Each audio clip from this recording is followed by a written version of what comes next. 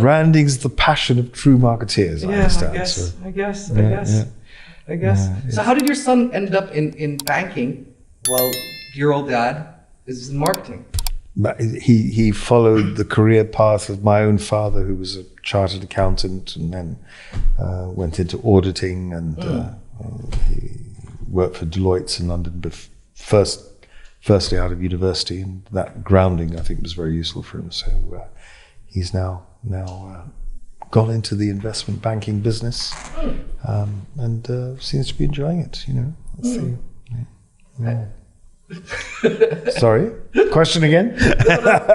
No, it's wonderful. I mean, when I look into your eyes, I can see how proud you are. That's very beautiful. That's very, very kind. Yes, I mean that's the that's the one good thing we've done in our life with the kids anyway. So, I mean, giving them a good education is absolutely essential, I think, for any that should be the first priority of any parent, to actually ensure their kids have that opportunity through education. I mean, for me, I always thought about it this way. It doesn't matter how much money you make at a project. If you're not passionate about it, you're never going to be successful at it. Exactly. Right, and in the long term, you're going to lose out. People who are willing to put in more hours, or willing to work harder because they like what they do. Yeah, absolutely. Yeah, passion for what you do is absolutely essential for success. I agree, 100%. So how do you reach your clients then? All through Wasta, all through connections? Where there's a will, there's a way, and we just focus on. I mean, we have a sales team that is in regular contact with clients who've been clients of ours for the last. So you just do maintaining relationships. 25 years. Yes. I mean, that's the, and obviously looking for new opportunities.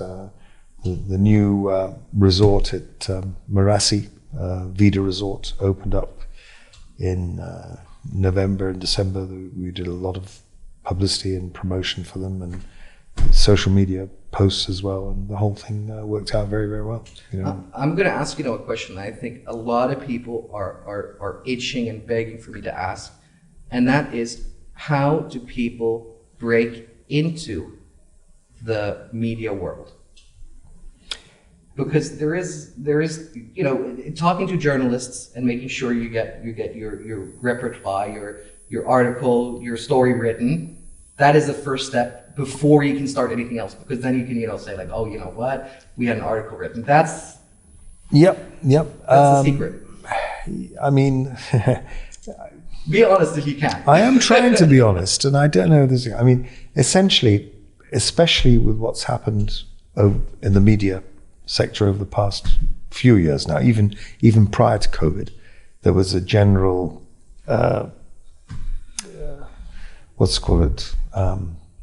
fracture between the old way of doing things and the new way of doing things. Social media was becoming more and more involved and important.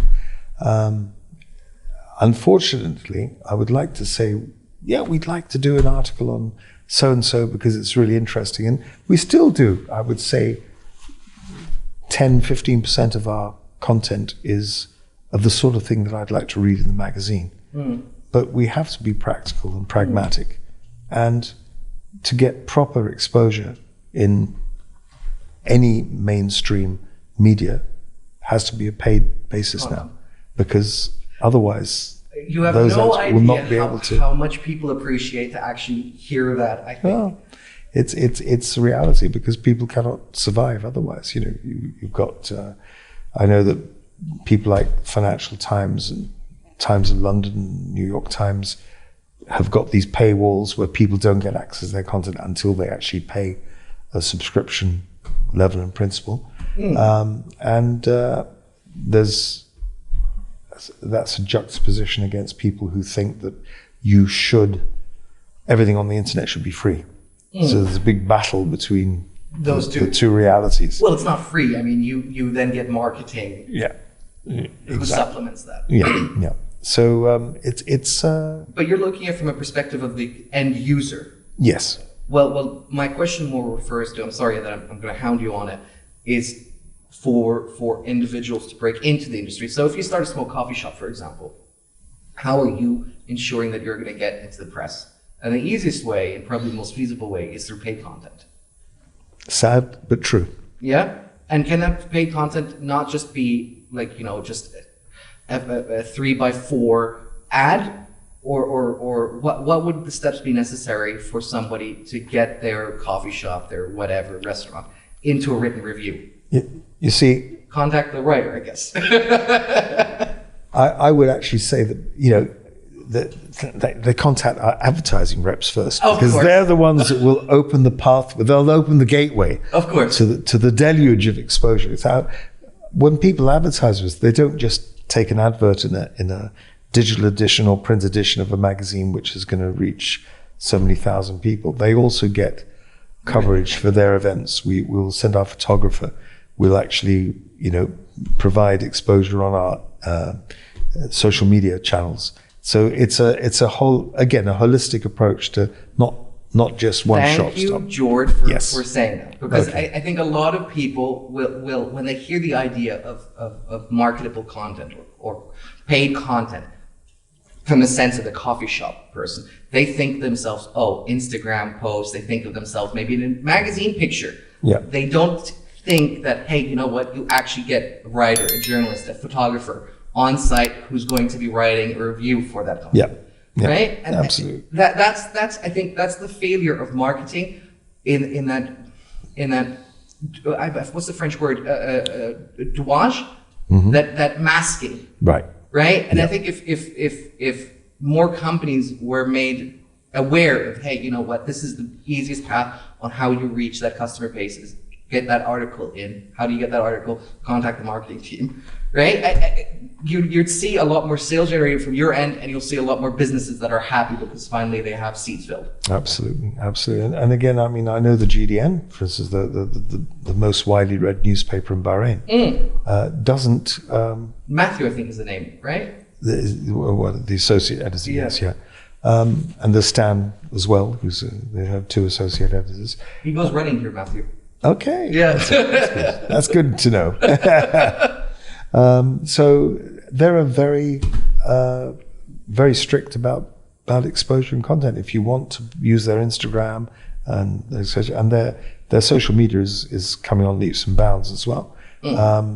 If you want to be in the newspaper, you want to be on the Instagram page, if you want to be on their Facebook, and you have to advertise. Otherwise, it's not going to happen. And that's the reality. No, I think it's businesses need to be made aware of that. Just because you're serving a great product or just because you have a great product, you're not going to be able to just contact, if you go on the website on whatever magazine or newspaper and just press contact and write somebody. That thing in that inbox is not going to be opened for maybe 6 months if you're lucky. Exactly. And more often than not, never at all. And if you use MailChimp, you'll exactly know whether or not they do open it. Absolutely. Before it's deleted 2 years later. Yeah, absolutely. Yeah, on that. But no, it's fantastic. I've thoroughly enjoyed the experience. Thank you. And, well, you're more than happy. So if one of our clients wanted to do a podcast, for instance, sure. What are the steps and what are is there a rate guide? I do it completely for free. Okay. And I do it because I enjoy it. And if the client would want me to talk about a specific, listen, I'm going to keep this part in because I want to be audience with the audience on this part. If it's a product that I believe in or service or something like that, then I'm happy to give them a plug for it. I don't feel okay. I feel that I don't feel okay that if marketing a product that I don't personally believe in, because all you have is your reputation. Do you get what I mean? Yep. And then the moment you say, hey, you know what, the shitty product or the shitty company is a great company, then you're hosting your own petard.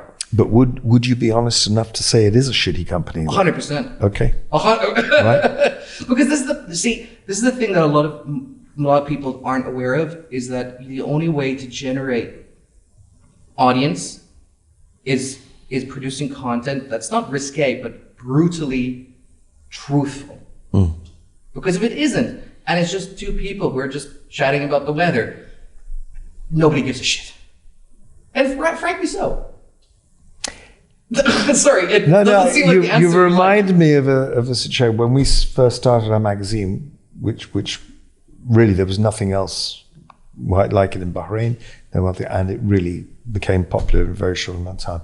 After about 4 or 5 months, we did a food review on a restaurant somewhere in Adlia, and we mentioned that the write-up was fantastic. It was, brilliant food, wonderful chef who used to work at Brown's in the UK before, and the rest of it. Such good quality product, all round. And then we said the only disappointing element was the fact that the flowers on the table were plastic. And apart from that, that's the only bad thing we could say about it. I got a call from the son of the owner, and it was quite a prominent individual. And he said, "I will kill you." I said, "Is this a joke? How dare you insult my father like that by saying that?" The flowers. I said, "But the article was so well received. Everybody was, wasn't aware exactly of the new chef that was there. You have talked about plastic flowers." I said, "But that's the truth." And he said, "I will take you to court. I will get my lawyer to sue you. I will stop you from publishing," and all this. Next week, the plastic flowers are gone. They were replaced by fresh flowers. But that's the element where it's quite... Well, I'm happy that there's a level of honesty between you sharing these kind of stories. I think that the problem, the market and the industry here is so young still, right? And they don't understand that if you write an article or you do a piece of marketing and you list 3 great things, that's the maximum of great things you should list, 3 things. Then you have to list something negative. Otherwise, the audience who are reading it is going to go, "Well, this is too good to be true." Yeah. Right? Exactly. And exactly. and to then hound you on whether or not plastic flowers is a case, that's just... But again, we also have another philosophy, and again, with the environment that we're in here, cultural and social, etc. If you can't see anything nice, don't say anything. Don't say anything at all. I agree. Otherwise, it's not like free press in the UK or whatever. Sure. And there's not free press either in the UK. If you write an article that the government or the royal family doesn't like, you get a gag order, right? That's how it is. Yeah. Mentioning on your case with the Middle East, and you asked me whether or not I would be brutally honest. I saw some of your content. I saw some of your magazines. I saw some of what you've published. None of it I found greatly offensive or any kind of case, obviously, right? And if there was something that really attracted my eye and I went, they could have done that better, I would have told you straight in your face and I said, "Hey, you know what? This wasn't as good as the rest of your work." But I don't feel also compelled to do it, if that makes sense, right? Absolutely. Because I'm trying to have a nice conversation with you. Absolutely. Yeah, and that's the same thing with I had, believe it or not, what blew me away, I had Anna on. Her grandparent is a Holocaust survivor. Okay. Anna who? Anna? I forgot her last name. She was on 2 days ago. Okay. I have her on, I'll share your contact. Her grandmother is a Holocaust survivor, married an Egyptian, now living in Bahrain as a psychologist. Okay. Blew me completely away. Yeah. Right? Yeah. Because we've only had an Israeli embassy put here, what, like 6 months ago, a year? Which embassy? The Israeli embassy. Oh, yes. Right? Yes, absolutely. And that, for me, that shows you how times are changing. Yeah, absolutely right. Unbelievable. It's brilliant. Absolutely. And what do you feel about the Israeli embassy here in Bahrain, of having an Israeli embassy? I think that in order for the world to function better, it has to be able to sell and buy. The more opportunities there are of financial merchants to interact, the less likely we are to go to war, the better people are treated. Because why do people want to be treated better? Because they want to get up higher in life. They want to be able to purchase the stuff they want to purchase. Right? And as you as an employer, be frank. What does every employer want from their employees? If for a successful business, they want their employees to succeed. Right? Absolutely. And if you don't have the capacity to want your employees to succeed, then guess what? Your business is going to fail. Because what is a business? A business it's people. Absolutely right. Yeah. Absolutely essential. Without people, it Sorry, I feel like I was no, you on it's that true. word.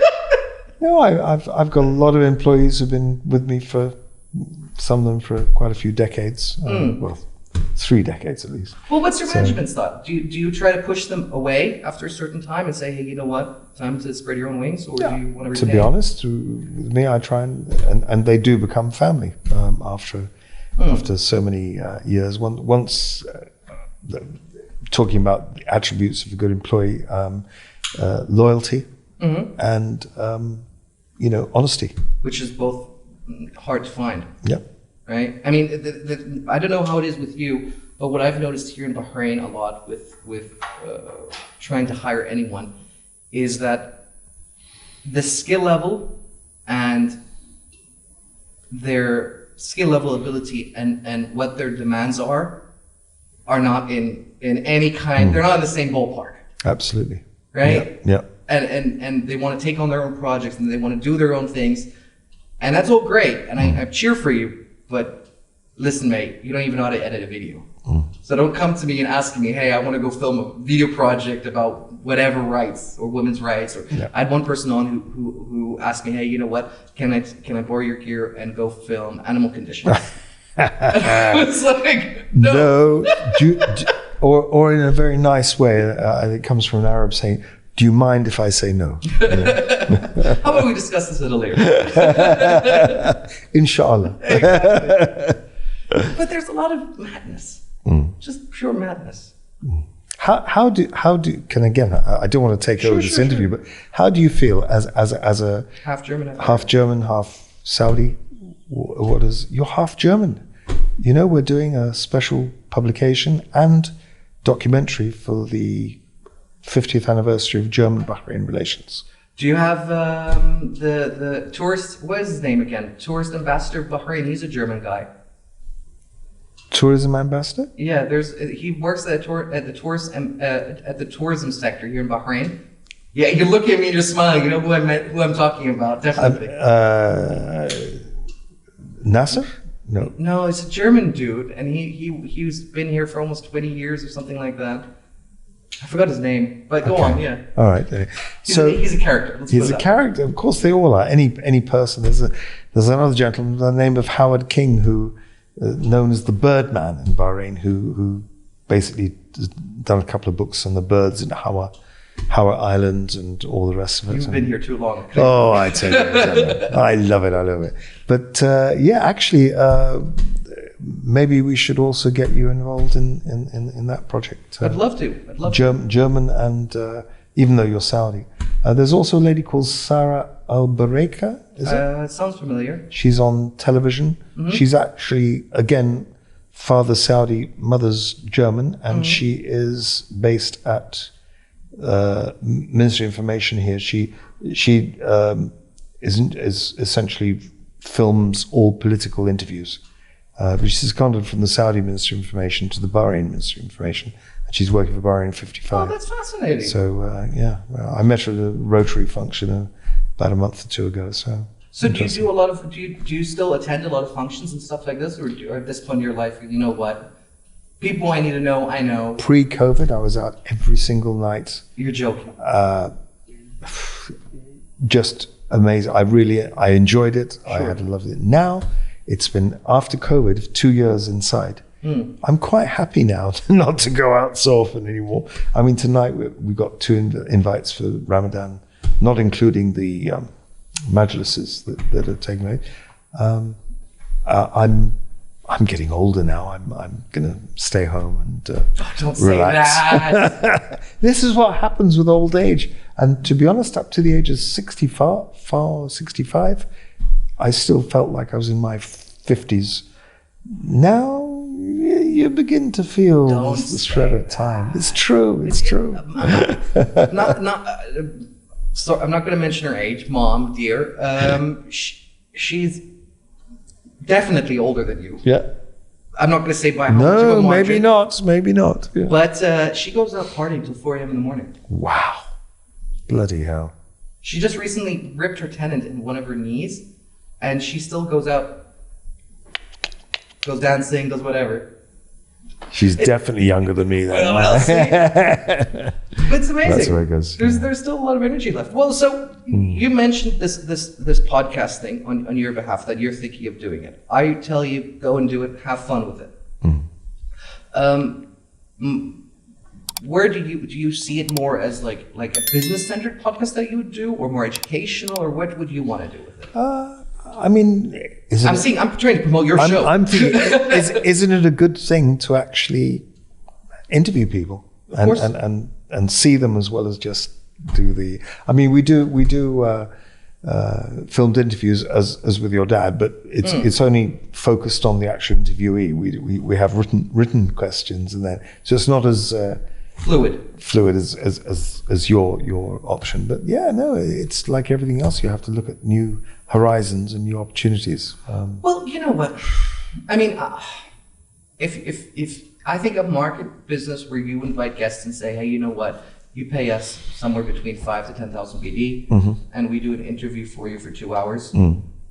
I'm sure that has an option and it has space for it.